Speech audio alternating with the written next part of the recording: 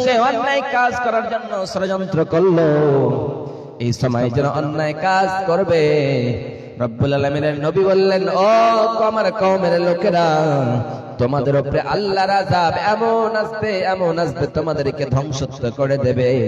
এই সময় যেন আল্লাহর আযাব দিয়েছে লূত নবীর কওমগুলিকে, সমস্তগুলিকে ধ্বংস করে দিয়েছিল। শুধুমাত্র একটা কাজ করার জন্য তারা শ্রমিক করত, তারা ছেলেতে অন্যায় কাজ করত। অন্যায় কাজটা রব্বুল আলামিন সহ্য করতে পারলেন না। যতদিন রব্বুল আলামিন সার দিয়েছে, একদিন না একদিন তাদের উপরে আল্লাহর আযাব আসবে। রব্বুল আলামিনের নবী সাইয়েদনা লূত আলাইহিস সালাতু ওয়াস সালাম আল্লাহর কাছে দোয়া করলেন, বললেন, রব্বুল আলামিন, ও বিশাল আকাশের মালিক, ও বিশাল জমিনের মালিক, ও বিশাল পর্বতের মালিক, ও লৌহে মাহফুজের মালিক রে মাওলা, আমি তোমার নবী সাইয়েদনা লূত আলাইহিস সালাতু ওয়াস সালাম, আমি বারবার আমার কওমের লোকদেরকে বলতেছি, এই সমস্ত লোকদের সঙ্গে অন্যায় কাজ করো না, অন্যায় কাজ করো না, তোমরা সমকামী থেকে তোমরা দূরে সরে যাও, এক আল্লাহর ইবাদত করো, এক আল্লাহকে তোমরা মান্যতা দাও, এক আল্লাহকে বলে তোমরা ভয় করো। কিন্তু আমার কওমের লোকেরা আমাকে বলে মানতে চায় না, আমাকে নবী বলে মানতে চায় না, তোমাকে রব বলে মানতে চায় না। রব্বুল আলামিন, ও বিশাল আকাশের মালিক, তাদের উপরে তুমি এই বিচারটা তোমার হাতে দিয়ে দিলাম রে রব্বুল আলামিন। হে আল্লাহ, তাদেরকে তুমি এই রকম করে হেদায়েত করে দাও, হেদায়েত করে দাও, নচেত তাদেরকে তুমি ধ্বংস করে দাও রে আল্লাহ। রব্বুল আলামিন সহ্য করতে না পেরে সঙ্গে সঙ্গে তাদের উপরে আল্লাহর আযাব দিলেন, এমন আযাব দিলেন, ওই আযাব দেওয়ার কারণে ওই কওমের লোক সমস্ত গুলি ধ্বংস হয়ে গেল। অনুরূপ ভাবে আমাদের উপরে যে অত্যাচার হইতেছে, যে জুলুম হতেছে, এই জুলুম রব্বুল আলামিন সহ্য করে আছে। আজকে ফিলিস্তিনের মাটিতে ওই সমস্ত মুসলমানদের উপরে দুর্ব্যবহার করাইতেছে। সমস্ত ছোট ছোট বাচ্চাগুলিরে কেমন করে না খাইয়ে মেরেছে, সুন্দর রমণীদেরকে তারা ধর্ষণ করে করে তাদেরকে শেষ করে দিতেছে, সুন্দর রমণীদেরকে তারা মারতেছে, বিধবাদেরকে তারা মারতেছে, তাদেরা এমন করে না খাইয়ে খাইয়ে মেরেছে। অর্থাৎ মুসলমানদের উপরে অত্যাচার সহ্য হয় না, সেই জায়গায় লোকগুলি না খাওয়ানোর কারণে, সমস্ত এই খাওয়ার না খেতে পাওয়ানোর কারণে রব্বুল আলামিন তাদের উপরে এমন এইরকম করে দুর্ভিক্ষ দিয়েছে, সেই জায়গায় যেন তারা গাছের পাতাগুলি চিবিয়ে চিবিয়ে খেয়েছে।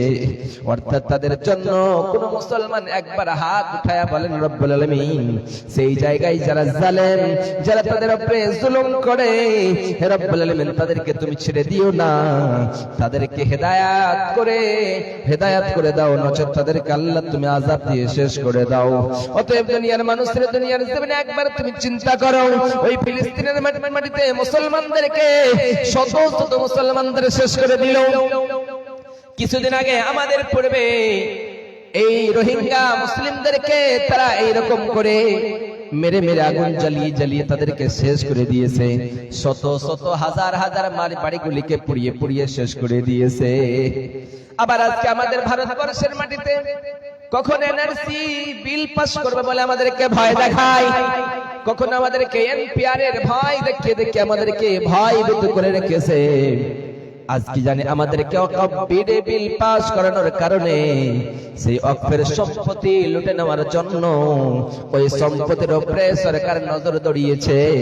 সরকার চিন্তা করেছে, হায় রে, মুসলমানদের অনেক সম্পদ রয়েছে, ওই সম্পদগুলি যদি ছিনিয়ে নেওয়া যায়, ওই সম্পদগুলি যদি দখল করে নেওয়া যায়, তাহলে মুসলমানদেরকে আমরা পরাজিত করতে পারবো, নচেত কখনো মুসলমানদেরকে পরাজিত করা আমাদের জন্য সম্ভব হয়ে যাবে না।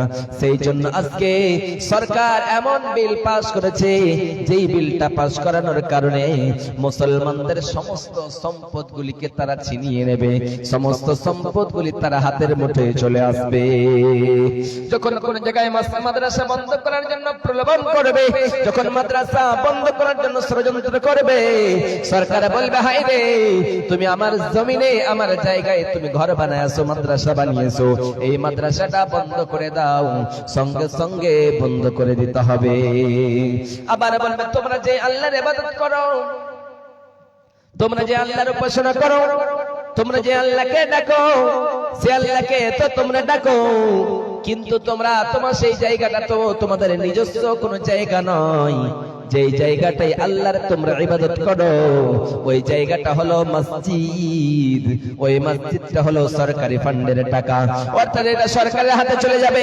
সরকার সেই দিন মাদ্রাসা মসজিদ সমস্তগুলি বন্ধ করে দেবে।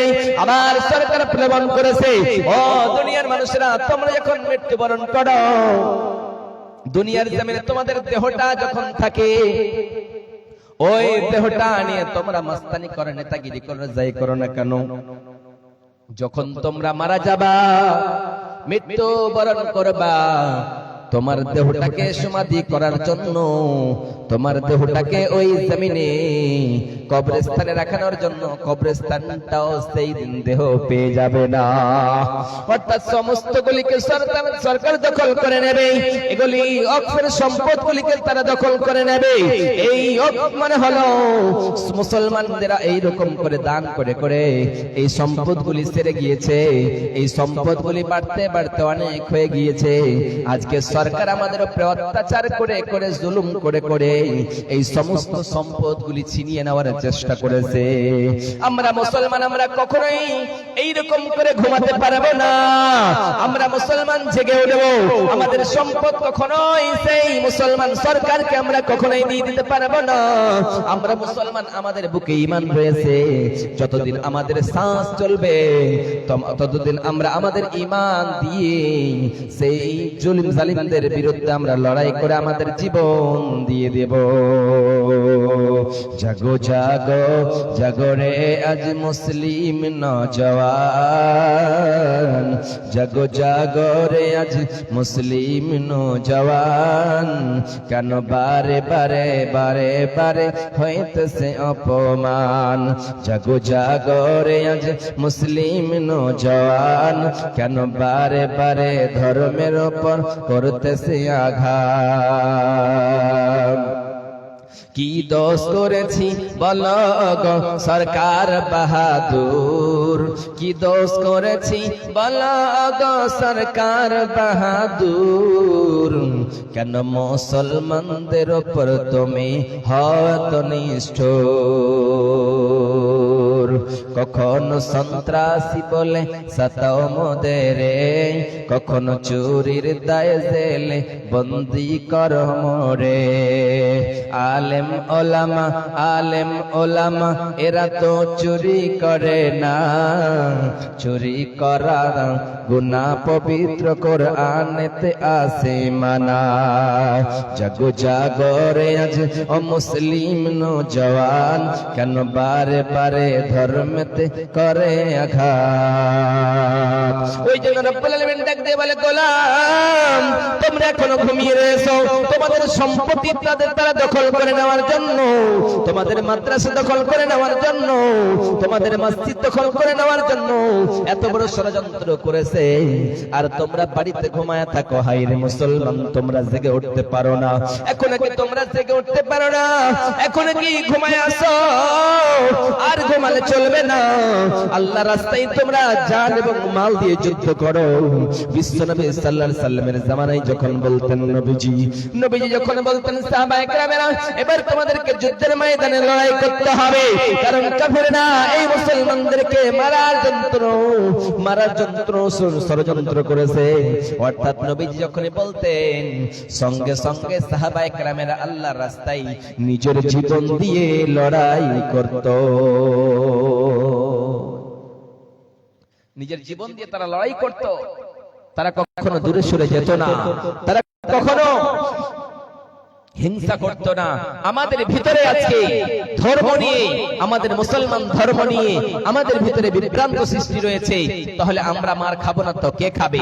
ওই জন্য আল্লাহ সুবহানাহু ওয়া তাআলা বলছেন, ওয়ালা তাহিনু ওয়ালা তাহজানু ওয়া কুনতুম মুমিনিন। হে মুসলমান, তুমি যদি লাঞ্ছিত কখনোই হবে না, অপমানিত কখনোই হবে না, অপদস্থ কখনোই হবে না, যদি তুমি প্রকৃতভাবে ঈমানদার হতে পারো, যদি তুমি মুমিন হতে পারো। তাহলে আমার বক্তব্যের বিষয় ছিল, রব্বুল আলামিন পবিত্র কোরআনুল কারীমের ভিতরে একটা আয়াত পরিবেশন করে বললেন, দুনিয়ার মানুষেরা وقضى ربك ألا تعبدوا إلا إياه وبالوالدين إحسانا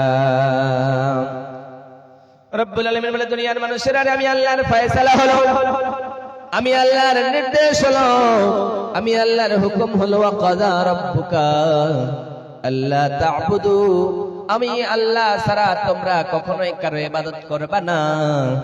যদি তোমরা ইবাদত করবা তাহলে আমি আল্লাহর ইবাদত করবা। অতএব তোমরা দুনিয়ার কখনো পীরের কাছে গিয়ে নিজের মাথাটা ঠুকবা না, কখনোই তোমরা খাজা বাবার কাছে যাবা না, কখনো তোমরা মাজারে গিয়ে তোমাদের চাদর চড়াবা না। একমাত্র আমি আল্লাহর কাছে যদি তোমরা চাওয়ার মতো চাইতে পারো তাহলে আমি আল্লাহ তোমাদের জীবনের সমস্ত গুনাহগুলি মাফ করে দেব রে গোলাম। কিন্তু তোমরা ইবাদত করাতে তোমরা কমপ্লিসি করো না। তোমরা ইবাদত যখন করো তখন ইবাদতের ভিতরে যেন সব ভ্রান্ত সৃষ্টি করে দাও। অতএব তোমরা এমন কাজ করো, এমন কর্ম করো যে কর্মের ভিতরে তোমাদের কিছুই থেকে যায় না। ওই জন্য রব্বুল আলামিন ডাক দিয়ে বলে, গোলাম রে, তোমরা যখন ইবাদত করবা, ইবাদত যখন তোমরা করতে যাবা, একমাত্র ইবাদত হবে আল্লাহর জন্য।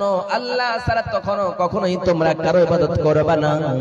ওই জন্য আমি আল্লাহ বলেছেন, রব্বা হাযাল বাইত আল্লাযী আত'আমাহুম মিন জু' ওয়া আমানাহুম মিন খাউফ। রব্বুল আলামিন বলে, দুনিয়ার মানুষেরা এই বাইতুল্লাহর রবের যদি তোমরা ইবাদত করতে পারো, এই বাইতুল্লাহ কাবা শরীফের রবের তোমরা যদি ইবাদত করতে পারো, আল্লাহর যদি উপাসনা করতে পারো, আল্লাহকে যদি তোমরা রাজি করিয়ে নিতে পারো, আল্লাহকে যদি তোমরা খুশি করিয়ে নিতে পারো, তাহলে আমি আল্লাহ তোমাদেরকে দুইটা পুরস্কার দিয়ে দেব। দুইটা পুরস্কার দিয়ে তোমাদেরকে আমি আল্লাহ ধন্য করে দেব।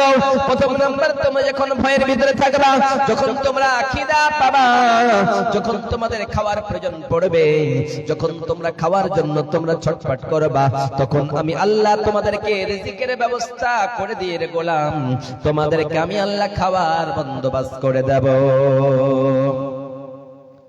ওই জন্য রব্বুল আলামিন ডাক দিয়ে বলে, গোলাম তোমরা খাওয়ার জন্য কোনো সন্ধান করতে যাও না, তোমরা চিন্তা করো না হায়রে আমি খাবো না খাবো, আমার খাওয়ার ব্যাপারে কেউ তো কখনোই জানে না, তাহলে আমি কেমনে খাবো, কোথায় খাবো?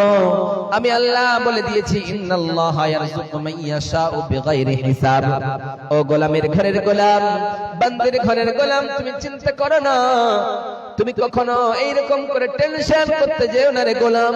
আমি আল্লাহ তোমার খাওয়ার ব্যবস্থা করে দিয়েছি, বিনা হিসাবে তোমাদেরকে আমি আল্লাহ খাওয়ার ব্যবস্থা করে দেব।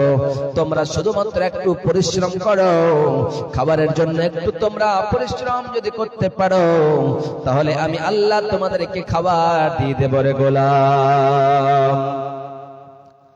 ওই জন্য মারিয়াম আলাইহিস সালাম, সাইয়েদনা ঈসা আলাইহিস সালামের মা যখন জন্ম নিবে বাচ্চা, সে মসজিদের খাদেম, সেই জায়গায় যখন তার পেটে বাচ্চা আসলো, মারিয়ামের পেটে, তখন মনে মনে চিন্তা করে, হায় রে রব্বুল আলামিন, আমার তো বিয়ে হয় নাই, বিয়ে ছাড়া কখনোই দুনিয়ার জমিনে বাচ্চা হয় না, স্বামী ছাড়া কি করে বাচ্চা হতে পারে?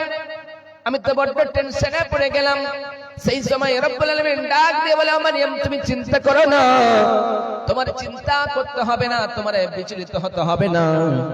আমি আল্লাহ সমস্ত জিনিসের কন্ডিশন আমি আল্লাহ তৈরি করে দিয়েছি, সমস্ত জিনিসের আমি সমস্যার সমাধান আমি আল্লাহ করে দেব। সেই সময় মারিয়াম চিন্তা করে, হায় আমি কোথায় যাব? এই করতে না করতে জানো বাচ্চা আসার সময় ফুরিয়ে চলে এসেছে।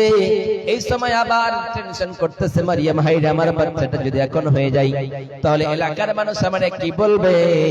আমি তো আর এই জায়গায় বসে থাকতে পারবো না।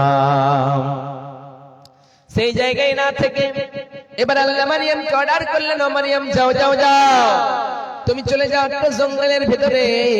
ওই জঙ্গলের ভিতরে যখন মারিয়াম চলে গিয়েছে, যাওয়ার পরে চিন্তা করে, হায় রে এই জায়গায় তো আলো নেই, কোনো আগুন নেই, আমার যখন বাচ্চাটা দুনিয়ায় প্রসব করবে আমাকে সাহায্য করার জন্য একজন বৃদ্ধা মায়ের প্রয়োজন রয়েছে, মহিলার প্রয়োজন রয়েছে, আমাকে কে সাহায্য করবে? সেই সময় রব্বুল আলামিন বলে, মারিয়াম তুমি চিন্তা করো না, তোমাকে চিন্তা করার কোনো প্রয়োজন পড়বে না। এবার জঙ্গলের ভিতরে যেন মারিয়ামের পেট থেকে বাচ্চা জন্মগ্রহণ করবে, ঈসা আলাইহিস সালাতু ওয়াস সালাম। এবার বাচ্চাটা দুনিয়ার জমিনে জন্মগ্রহণ করে নিয়েছে। যখন বাচ্চা জন্ম নিয়েছে সেই সময় ঈসা আলাইহিস সালাতু ওয়াস সালাম যখন জন্ম নিয়েছে, এবার মারিয়াম চিন্তা করে, হায় রে, আমার পেটের বাচ্চাটা তো দুনিয়ায় জন্মগ্রহণ করলো। দুনিয়ার জমিনে আমি একাই ছিলাম, একাই খাওয়ার জন্য অনুসন্ধান করতাম।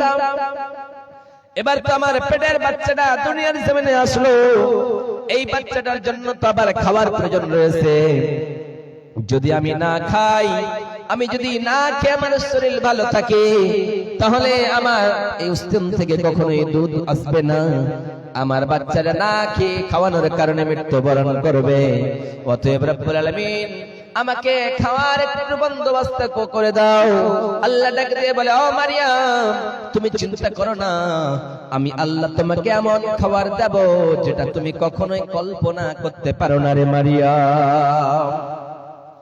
এবার মারিয়াম আলাইহিস সালাম চিন্তা করে, রব্বুল আলামিন তুমি আমারে কি খাবার দেবে? এই জঙ্গলের ভিতরে তো কোনো গাছ নেই, কোনো ফলের গাছ নেই রে আল্লাহ, কেমন করে খাবার দিবে? আল্লাহ ডাক দিয়ে বলে, মারিয়াম তোমার পাশে যেই তুমি খেজুর গাছটা দেখতে পাও, ওই খেজুর গাছে তুমি একটু ইশারা করে দাও, একটু ওই খেজুর গাছে তুমি হাত বুলায়া দাও। আমি আল্লাহ ওই যেমনি ওই গাছের দিকে একটু ইশারা করলেন, ইশারা করা মাত্রই যেন এই গাছ থেকে পাকা পাকা খেজুর যেন আসতে শুরু করলো। আর সাইয়েদনা মারিয়াম আলাইহিস সালাতু ওয়াস সালাম দুইজনে যেন খেয়ে, এই সময় যেন মারিয়াম সেই খেজুরগুলি খেয়ে স্তনে দুধ আসলো এবং ঈসা আলাইহিস সালাতু ওয়াস সালাম ওই দুধ পান করে জীবন যাপন করতে শুরু করলো।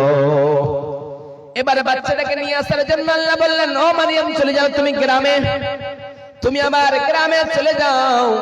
মারিয়াম চিন্তা করতেছে, হায় রে, আমি যদি এলাকায় চলে যাই তাহলে এলাকার মানুষ আমারে বলবে, ও মারিয়াম এই বাচ্চাটা তুমি কোথায় পেলে? তোমার তো বিয়ে হয় নাই, তোমার তো স্বামী নেই, তুমি কি অন্য কোন পুরুষের সঙ্গে সংঘর্ষণ করেছো নাকি, জিনা করেছো নাকি, ব্যভিচারী করেছো নাকি, অন্যায় কাজ করেছো নাকি রে মারিয়াম? বলো বলো বলো। সেই সময় তো আমি আল্লাহ কোনো জবাব দিতে পারবো না, কোনো উত্তর দিতে পারবো না। আল্লাহ মারিয়ামকে শিখা দিল, ও মারিয়াম তোমার যখন এই রকম প্রশ্ন করবে তখন তুমি একটাই কথা বলবা, আমি রোজা রেখেছি, আমি এইরকম করে জবানবন্দির মানত করেছি, আমি আজকে কারোর সঙ্গে কথা বলতে পারবো না। সেই সময় যেন মারিয়ামকে এলাকার মানুষ বারবার সবাই এসে বলতেছে, মারিয়াম বলো বলো এই বাচ্চাটা কোথায় পেলে বল, তোর তো বিয়ে হয় নাই, তুই বাচ্চা কোথায় পেলে বল বল। সেই সময় মারিয়াম চিন্তা করে, হায় রে, কি বলবো কি বলবো, আমি তো কিছুই বলতে পারবো না।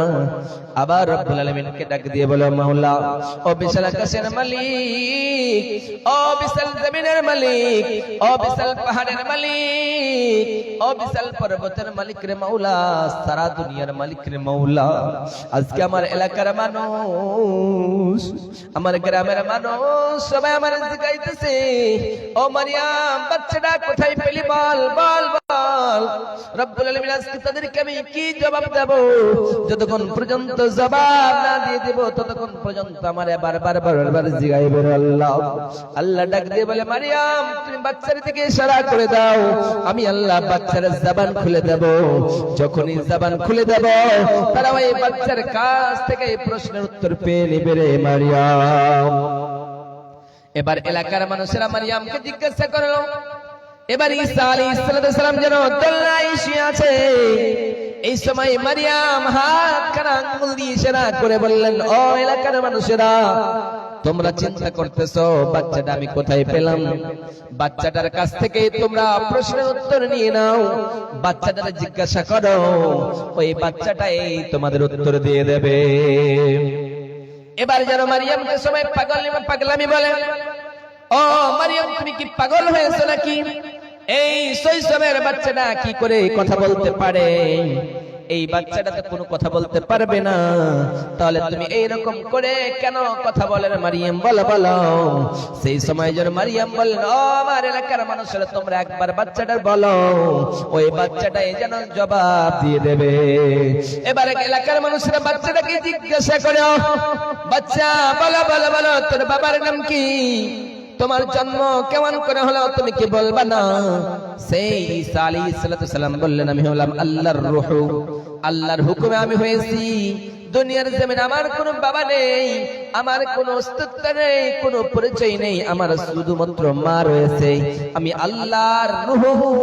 আল্লাহ দুনিয়ার জমিনের মানুষকে দেখাইতে চাই, ও মানুষ, বিনা বাবাতে আল্লাহ দুনিয়ার জমিনে বাচ্চা জন্ম দিতে পারে, এটাও আল্লাহর হুকুম ছাড়া হতে পারে না। আল্লাহর কাছে সমস্ত জিনিসের ক্ষমতাবান, ওই জন্য আল্লাহর নাম হলো ইন্নাল্লাহা আলা কুল্লি শাইইন কাদির। ও দুনিয়ার মানুষেরা রে, তোমাদের রব আমার রব সারা পৃথিবীর রব হলো সমস্ত জিনিসের উপরে ক্ষমতাবান, সমস্ত জিনিসের উপরে সব থেকে শক্তিশালী যেই হলেন সেটা হলো আল্লাহ। আল্লাহ ছাড়া কেউ কখনোই শক্তিশালী হয়ে যেতে পারে না। আজকে যতই রাজা বাদশা নেতারা নিজেকে শক্তিশালী মনে করে, আজকে বাদশার দাপট দেখায়, আজকে নেতাগিরি দেখায়, আজকে বলে আমি প্রধানমন্ত্রী, আমি যেটাই চাইবো সেটাই করব, আমি গৃহমন্ত্রী, আমি যেটাই চাইবো সেটাই করব। না না না, তোমার মতো ফিরাউন এসেছে চলে গিয়েছে, তোমার মতো নমরুদ এসেছে চলে গিয়েছে, তোমার মতো আব্রাহা এসেছে চলে গিয়েছে, কারণ এসেছে চলে গিয়েছে, হামান এসেছে চলে গিয়েছে, সবাই চলে গিয়েছে।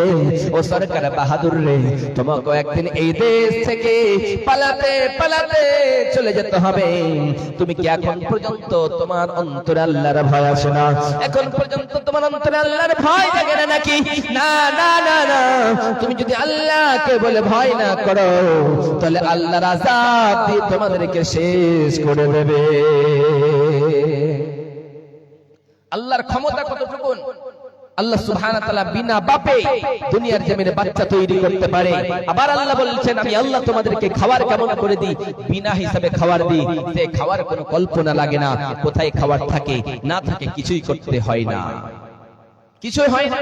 আপনারা যখন কোন জায়গায় যাবেন তখন মনে করবেন, হায় রে, আমি তো বাড়ি থেকে বের হলাম, খাবারটা নিয়ে আসতে ভুলে গেলাম, খাবারটাকে আমি আদৌ খেতে পাবো কি পাবো না? ওই জন্য রব্বুল আলামিন বলে, দুনিয়ার মানুষেরা দুইটা কাজ যদি তোমরা করতে পারো, এই বাইতুল্লাহর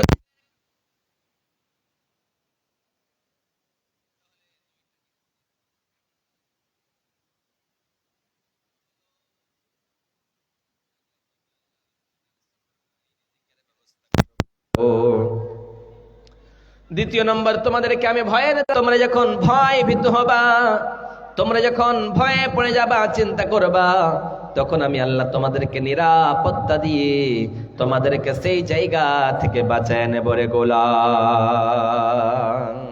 ওয়ামা উমিরু ইল্লা লিয়াবুদুল্লাহ মুখলিসিনা লাহুদ্দিন হুনাফা।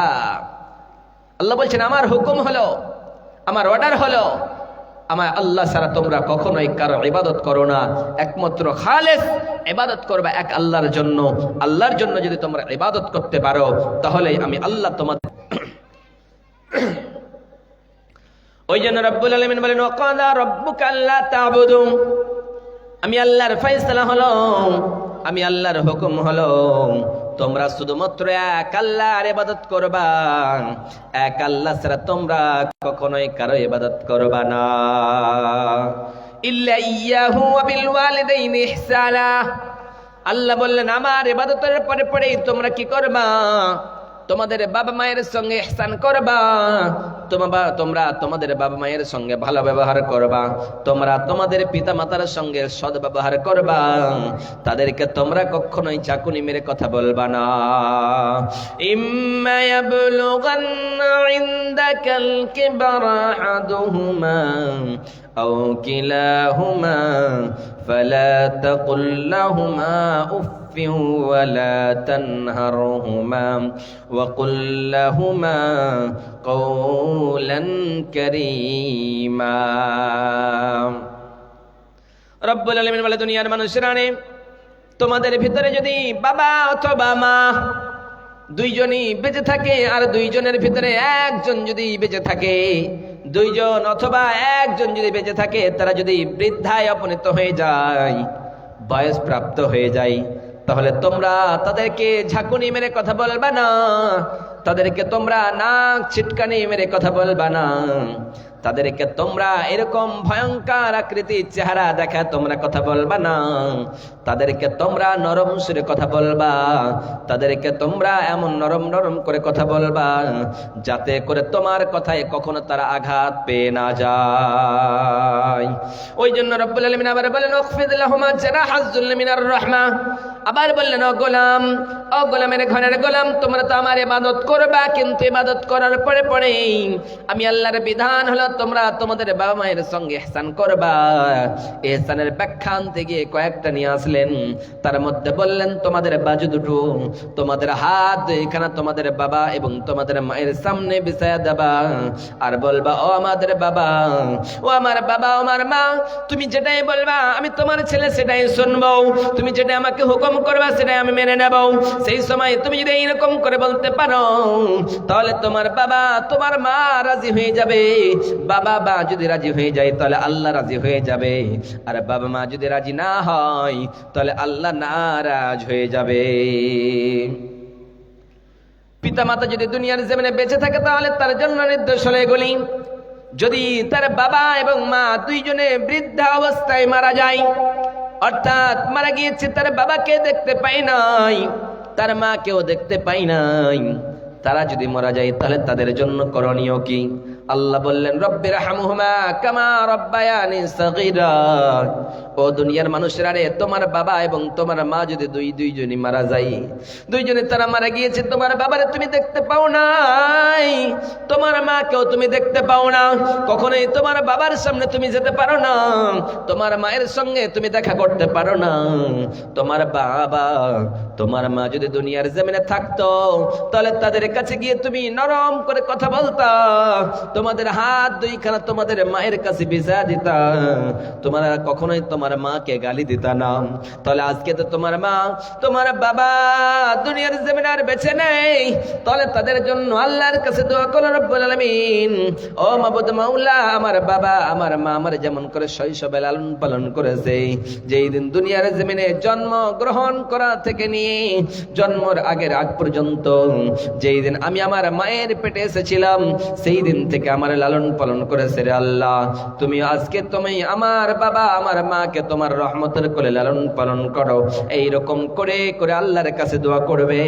আল্লাহ বলতেছেন গোলাম, কোন বান্দা যদি নিজের বাবা এবং নিজের মায়ের জন্য এইরকম করে দোয়া করে দেয়, তাহলে বাবা মায়ের জন্য ছেলের দোয়াটা কারেন্টের মতো কবুল হয়ে যায়। কারণ দুনিয়ার জমিনে পিতা মাতা যদি ছেড়ে যায় তাহলে তার সন্তান সন্তানি যদি ভালো ছেড়ে যায়, আর সেই ছেলেগুলি যদি আল্লাহর কাছে দোয়া করে, আল্লাহ তারা দোয়া কখনোই ফেরত করে দেয় না। এই জায়গায় কি বললেন? যদি বেঁচে থাকে তাহলে তাদেরকে ভালো ব্যবহার দেখাতে হবে, আর যদি বেঁচে না থাকে তাহলে তাদের জন্য আল্লাহর কাছে দোয়া করতে হবে, আল্লাহ আমার বাবা আমার মা তো মারা গিয়েছে, তাদের সঙ্গে আল্লাহ তুমি ভালো ব্যবহার করো, তাদেরকে তুমি ভালো রাখো, জান্নাতুল ফেরদাউস দান করো। ওই জন্য রব্বুল আলামিনের নবী বিশ্ব নবী সাল্লাল্লাহু আলাইহি সাল্লামের কাছে এক সাহাবী এসে বললেন, আইয়ুল আমালি হাব্বু ইলাল্লাহ, ওগো দয়ার নবী, ওগো মায়ের নবী, ওগো বিশ্বের নবী, আপনি বলুন তো দুনিয়ার জমিনে সব থেকে উত্তম আমল কি গো নবীজি? আপনি বলবেন না? আপনি আমারে বলুন গো নবীজি সব থেকে ভালো আমল কি? সেই সময় নবীজি বলেন আসসালাতু আলা ওয়াক্তিহা ও আমার সাহাবী, দুনিয়ার জমিনে সব থেকে উত্তম কাজ হলো, ভালো কাজ হলো, ভালো আমল হলো সময় মতো নামাজ পড়বা। যখন নামাজ রক্ত হয়ে যাবে তখন তুমি আর বসে থেকো না, যেই সময় মসজিদে আযান দিয়ে দিবে হাইয়া আলাস সালাহ,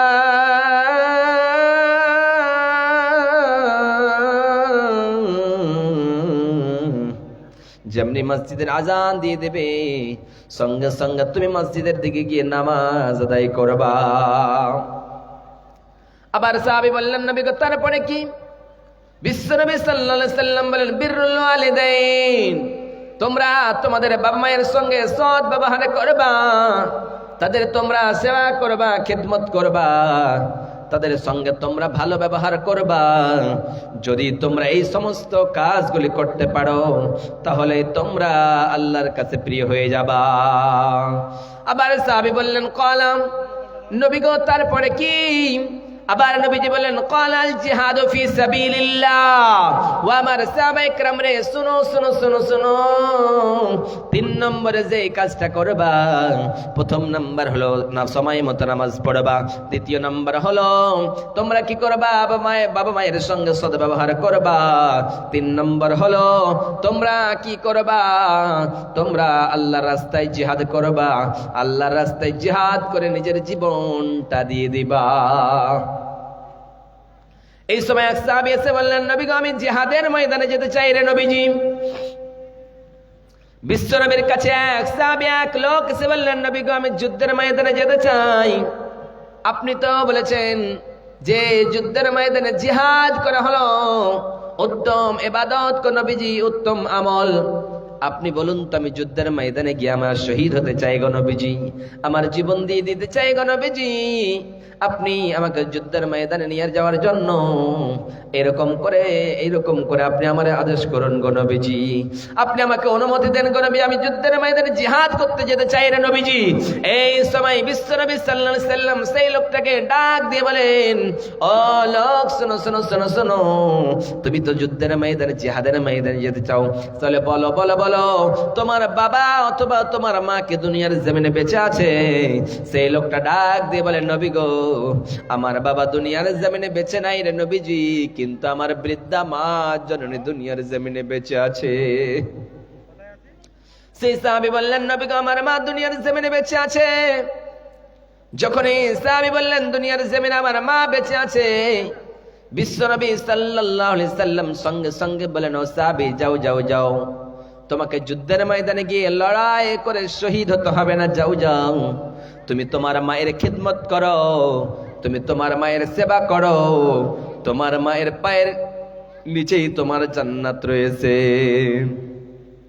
ওই জন্যই বিশ্বনবী সাল্লাল্লাহু আলাইহি সাল্লাম বলেন, ক্বালাহুমা জান্নাতুকা ওয়া নারুকা। ও দুনিয়ার মানুষেরা, তোমার বাবা তোমার মা তোমার জন্য জান্নাত, আবার তোমার মা তোমার বাবা তোমার জন্য জাহান্নাম। যদি বাবা মাকে দুনিয়ার জমিনে ভালো রাখতে পেরেছো, রাজি রাখতে পেরেছো, খুশিতে রাখতে পেরেছো, তাহলে তোমার জন্য জান্নাত। আবার তারা যদি দুনিয়ার জমিনে অসন্তুষ্ট থাকে, তোমার উপরে যদি নারাজ থাকে, তাহলে তোমার জন্য দুনিয়াতেই জাহান্নামের টুকরা হয়ে গিয়েছে। কোনো লাভ নেই ইবাদত করে। আল্লাহ বলেন ইবাদত তো করবা, কিন্তু ইবাদতটা খালেস ইবাদত করতে হবে। আল্লাহকে যদি ইবাদত করো তাহলে তার পরে পরে তোমার বাবা মায়ের সঙ্গে সদ্ব্যবহার করবা। তুমি শুধুমাত্র নামাজ পড়ো মসজিদে এসে, কিন্তু বাড়িতে তোমার বাবা তোমার বৃদ্ধা মা না খেয়ে মারা যায়, বৃদ্ধাশ্রমে চলে যায়, আপনার কখনোই সেটা হুঁশ থাকে না। ছেলে আমার মস্ত মানুষ মস্ত অফিসার, মস্ত ফ্ল্যাটে যাই না দেখায় পার ও পার। ছেলে আমার মস্ত মানুষ মস্ত অফিসার, মস্ত ফ্ল্যাটে যাই না দেখায় পার ও পার। নানান রকম জিনিস আর আসবাব দামি দামি, সবচেয়ে কম দামি ছিলাম একমাত্র আমি। ছেলের আবার আমার প্রতি অগড সম্ভ্রম, আমার ঠিকানা তাই বৃদ্ধাশ্রম, আমার ঠিকানা তাই বৃদ্ধাশ্রম। ছেলে আমার মস্ত মানুষ মস্ত অফিসার, মস্ত ফ্ল্যাটে যাই না দেখায় পার ও পার। নানান রকম জিনিস আর আসবাব দামি দামি, সবচেয়ে কম দামি ছিলাম একমাত্র আমি। ছেলের আবার আমার প্রতি অগড সম্ভ্রম, আমার ঠিকানা তাই বৃদ্ধাশ্রম, আমার ঠিকানা তাই বৃদ্ধাশ্রম।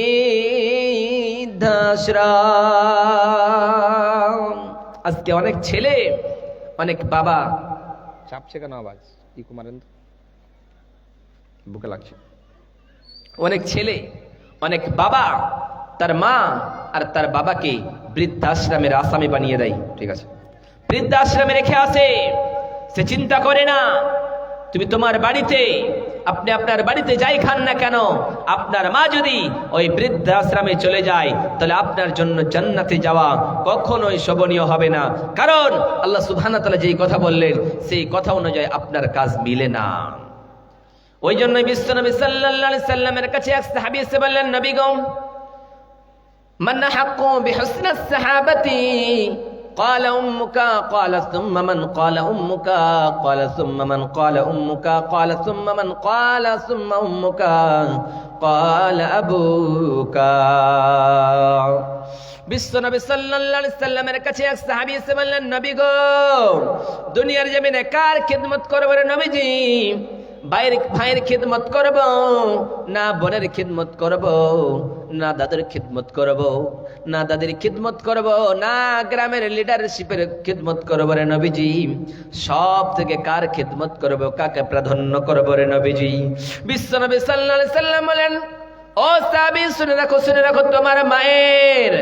আবার সাহাবী জিজ্ঞাসা করলেন, নবী গো, ক্বালা সুম্মা মান, তারপরে কার গো নবীজি? আবার নবীজি বলেন, ক্বালা সুম্মা মান, ক্বালা উম্মুকা, তোমার মায়ের খিদমত করবা। আবার সাহাবী দাঁড়িয়ে বললেন, নবী গো, তারপরে কার খিদমত করব? এই সময় আবার সাহাবী বললেন, নবী গো, কার খিদমত করব? সেই সময় নবীজি বললেন, তোমার মায়ের। একবার, দুইবার, তিনবার বললেন, তোমার মায়ের, তোমার মায়ের, তোমার মায়ের। চতুর্থবারের সময় বিশ্বনবী সাল্লাল্লাহু আলাইহি সাল্লাম ডাক দিয়ে বলেন, ও সাহাবী, শোনো শোনো শোনো শোনো, তোমার মায়ের খিদমত করবা, তোমার মায়ের সেবা করবা। চতুর্থবারের সময় তোমার বাবার সেবা করবা। বিশ্বনবী সাল্লাল্লাহু আলাইহি সাল্লাম মায়ের খিদমত করার কারণে মায়ের সম্মান বাড়ায় দিলেন 3 গুণ।